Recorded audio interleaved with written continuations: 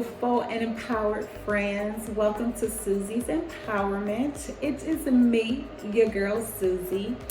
And today I want to do a video and discuss why being a flight attendant is a life experience. And I say that because, I feel like life is a roller coaster, right?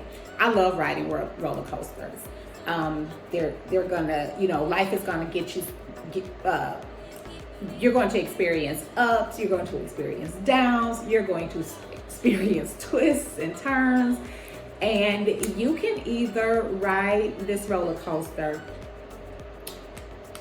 with fear, complaining, murmuring, crying, or you can ride it with your hands up screaming and laughing and enjoying the ride. And being a flight attendant is much like that, right? And I never realized, because everybody looks at it from the outside, right? Oh, you guys get to travel. Oh, this, that, and the other. It's so much personal growth that you're going to experience in this industry. It is amazing, right? And if you are not a person with a growth mindset, you will not survive in this career. So I just want to discuss a few things. Number one, it's really going to, as for me, I've always been the type of person that works well alone. Well, it also has exemplified my ability to work as a team, right? And you're always going to work in a team, especially if you're in a relationship with another person, right? And it just really shows that I thrive in either situation, right? I thrive working alone, but I also thrive working in a team environment. With life, you're going to experience delays, right? You're going to experience cancellations. We can look at delays and cancellations as rejection, right? Or we can look at cancellations as you had these plans for your life and something happened. For instance, in my personal situation, me and my daughter, we had plans. We had plans to travel and all the places that we were going to go. And she was even thinking about going to, spending a year in Japan to go to school for 10th grade, and she got killed in the beginning of 9th grade. So that interrupted the plans, and you can either sit there and sulk and give up, or you can reroute. You can figure out another way to move forward. And after I went through that and broke down from that, and spent 6 months in a homeless shelter, I realized I could either give up or I could use this as my second opportunity, because after I left the abusive relationship that I had with my children's father, I would always say, man, if I had known when I was in my 20s or when I was 19, if I had known then what I know now, I would have looked the other way. I would have walked the other way. I would not have even been in that relationship, because I would have realized that it was abusive from the start, right? But I didn't know.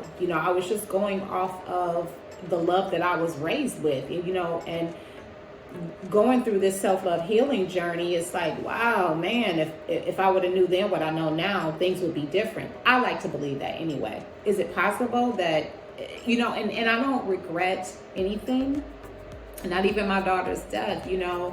That was a tragedy. That's a sad thing. I still grieve her death every single day, but I don't want to say, but life really doesn't beat us up, right? Everything is for learning. And I know that we are souls, at the end of the day. Aaliyah's still here. She's just not in her physical form. She's very much alive. Her soul is alive, and it lives within me, everything that I do in her honor. So She is very much alive. It's just the physical body that dies. It's not the soul that dies. The soul is always here. So, you know, when I first interviewed with the company that I currently work for, you know, I didn't say this was my dream job, because this is not my dream, or my dream career. This is my dream career. Writing. My poetry books here and my self-empowerment workbooks there. You know, that's my dream, right? And traveling too. And so I'm living my dream through being a flight attendant. And I think a lot of people, when they say that this is their dream career, and then they get the career, and then they realize the dream is not what they thought it was going to be, they quit. And I did a video, and I'm going to tag it on here at the end of this video, where in 2018, you know, in 2015, when I left that relationship with my children's father, I was like, my dream is to really be a stay-at-home mom, so that I can go and volunteer at my daughter's school and just be, you know, like an active mom in her life, because I didn't have that, you know, in my life, because my mom was always in and out of jail. So I wanted to just be that mother presence, right? So whenever there was book fairs, I volunteered. Whenever the teachers needed, you know, a reader in class, I would go and read to my daughter's class. Or if they needed, anytime that they needed me, I would volunteer, right? I may not have always had the cash to donate things, but whenever they needed me, I was there to volunteer. And I love doing it, right? So in 2018, I didn't have a car, you know what I'm saying? But I did. I wanted to be a carpool mom, you know, and drop my daughter off at school and pick her up and stuff like that. But I ended up working for the bus, which allowed me to be the carpool mom, because not only was I the carpool mom, I was, you know, my baby was there with me the whole time. So I was able to take Aaliyah with me on the bus. So she, elementary was actually my first drop off, right? So I had this blanket that I could, you know, keep in the what is it? The smoke, the lighter, right? It had an ace, whatever that thing is, but you plug it into the lighter and warm it up. So what I would do was park my car in between my bus and another bus, because the other bus, she would get there later than me. So I would park my car there with Aaliyah in the back, leave the heat on, leave it running while I did my pre-trip. And then I would warm up the bus, and then I would go and park the car, and me and Aaliyah would walk out to the bus. Well, a lot of times I did just go ahead and put her on the bus and then go park the car, because like the bus lot is really small, right? So the parking spot was right behind where I used to park my bus at. So I would park the car and then get on the bus, but the blanket was warm for her, right? So that way, if the seats were a little bit cold, you know, you could put, it was big enough to put it on the seat and then wrap it around her. So she would go to the back, you know, with her blanket, with her iPad, and then we would go and pick up the route, and then I would drop her off, her and other kids, you know, at the elementary school. And then a lot of the times, like, she would be the last one off. If I had enough time, I could actually walk her in, you know, and you know, tell her to have a great day, just like I did the other kids. And then when she got in middle school is the last route, right? So she would, again, be in the back, same routine, you know, and in the summer, of course, she didn't have to do that. It was way hotter on the bus in the summertime. But she would go to the back, and she still had friends that were in elementary school. So, you know, drop them off, and then she would come to the front and sit in the front, because I had my middle school in the front and my high school was in the back. And, you know, she would be with her friends, and then I would drop them off, and then I would go home. So I had all this time, right? I had every single holiday that she had off. So we would do like a lot of traveling together once I did eventually get a car. But I used to walk to volunteer, right? And I was walking one day, and I made this video, and I was like, this ain't what the dream looked like, you know? And I think a lot of times we have this vision of this dream, and it's not what we look like, right? What it looks like, right? Because you are going to experience cancellations. You are going to experience delays. You are going to experience irregular operations. And it's going to require a lot of patience, right? You're going to be on reserve for a year or more. I don't know what company, takes you off a reserve less than a year, but you need that experience. You need that experience because being on reserve, you have no control, right? I mean, you barely have a lot of control in this industry anyway. Of course, when you have a line, you get to say what you want. And a lot of times you're not even going to get that, right? Depending on your seniority level. But as a reserve flight attendant, you have no control. Absolutely no control. You got to go where they tell you to go. Sometimes you're not even going to go nowhere. You're going to go sit your butt at that airport. And you got to have the patience, right? And you can get frustrated, right? You can get frustrated and cuss and fuss and I hate reserve, or you can just take it as a opportunity for growth, right? Because a lot of us, myself included, we want to go to mainline, right? And depending on which mainline you choose, you could be sitting on reserve for 2 years before you get a line. And you have to be okay with that. Right? You can't sit up there and murmur and complain the whole time. So I just look at it as a training opportunity, right? And this is life too.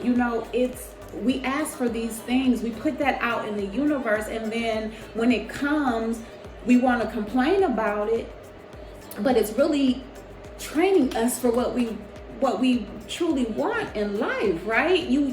You can't just get the stuff and you haven't grown through stuff, right? So becoming a flight attendant is really going to help you develop characteristics that you need to continue to go further in your life.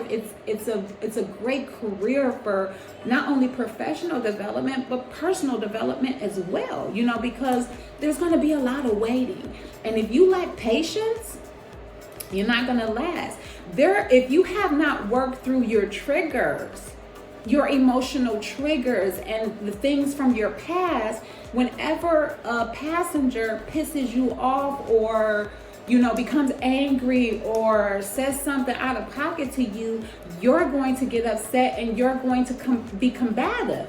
And you have to really be the bigger person and, handle it with professionalism. And I'm grateful for my journey, not only because it allowed me, and I said that like when I interviewed, that every job, every loss, every challenge, every triumph prepared me for this career, because had I not gone through that stuff, I would not have the emotional awareness and intelligence to be non-reactive to bullshit, to the bullshit of others, right? To passengers who purposely come on to piss you off, right? Because they're having a bad day, because you're going to run into that. And if you have not set with those triggers and worked through those triggers, then you are going to react, right? And your power lies in your ability to be non-reactive. I actually teach that in I created these workbooks based off the principles and practices that I apply to my own life. And that's your superpower right there. It's being emotionally aware when somebody is trying to push your button, and becoming so powerful in your own energy that you don't allow anybody to pull you out of your energy, right? Because you're going to constantly run into people like that in the career itself, and also passengers, right? You're going to have coworkers that will see your calm nature and how you come to work with a smile on your face every day, and they want to pull that from you, right? Because for some reason they're not happy, right? You cannot look for this job to be your happiness, right? Because you have to be happy within yourself first. This job is never going to be your sole happiness, and you shouldn't want that to be, because if you lose it, if something happens to where you're not able to do it anymore, then you essentially lose yourself. So, cultivating that happiness within yourself first. That way, yes, when stuff happens, it doesn't matter, right? Because you're going to enjoy the experience while you have it. And if it's no longer there, then at least you can say, been there, done that, right? I've had that experience, right? And this is how I look at life, that life really is an experience, right? For us to experience. Life is not against us. I can say that, I've birthed 2 children. And I was able to be a stay-at-home mom, and I was able to nurture and love my daughter in such a way that she shined in her 14 years. You know, so does it hurt? Absolutely. Y'all can see I still cry about it. I miss my baby. I miss being her mom, but I'm also enjoying this part of the journey, right? And I think that that's what life is about. It's about enjoying the journey. And sometimes the journey is not going to be everything we thought it would be. You couldn't have told me that I would be here in 2025 without my baby. You know, I just knew she was gonna graduate. I was gonna see her graduate from high school. I was gonna send her off to prom like I did my son. Like, you couldn't have told me that. But I'm making the most out of this tragedy. You know, I'm continuing to move forward in my life, and I'm living my life the way I was supposed to when I was 19. Now I'm not 19, I'm 49. I'll be 50 in March. But I'm living it like that. You know, Aaliyah's death left me without a child, a minor child. I still have, you know, my son. He's older, he's a man, you know, so he has his own life. And I don't want to be the mother that is overbearing to her son, you know, because he has to have his own life experiences, right? You know, I want to help him as much as I possibly can whenever I can help, in the ways that I can help, you know, because I don't always have cash money to send him or cash at him, you know, but I mean, sometimes I can, you know, send an Uber card, and I haven't been able to do that for a while because, again, my regional airline does not pay the way other regional airlines pay, you know. And I'm going to do a video after this one that really just says, you know, the 3 things that I wish I would have known before becoming a flight attendant. And I'll go through those things. I'm not going to reveal it here, but I'll definitely cover that in the next video. But do your research. Do your research. It's very important because, you know, although time really is my motivating factor for becoming a flight attendant, because you do have all this time that you get to, you know, that I get to, you know, use my creative, you know, energy and express myself creatively. Money is also important too, right? Because you have to be able to keep a roof over your head. And I want to be able to, you know, assist my son along on his journey. And because I am trying to keep a roof over my head, I can't always do that, you know. So, yeah, that's very important too. Know why you want to be a flight attendant. And I would highly encourage you to dig deeper than it's my dream. It's my dream job. Because with every dream, there's going to be challenges, right? Because you say you want the dream, and it's going to test you, right? It's going to bring out things that you never knew you had within you, you know? So it's going to really show you yourself. Your dream is going to show you yourself, and your dream really is all about growth, right? The purpose of the dream is to really help you to reprogram some things that you have been doing in your life that have not been helping you to elevate, you know. It hasn't helped you to grow. You know, so becoming a flight attendant really is all about life, experiencing life. And if you can get through life with a good attitude, then you'll succeed in this profession, right? Because, you know, you can go through life with a bad attitude, having a bad attitude, and stuff keep happening to you, or you can go through life with a good attitude, knowing that the positives and the negatives help to develop you. So let me know what y'all think about this video. If you have any questions about becoming a flight attendant or anything like that, leave them in the comments, and I will answer them in the next vlog. If you made it this far, go ahead and like and comment. And if you found value in this video, go ahead and share it out. And I will see y'all in the next vlog. Bye.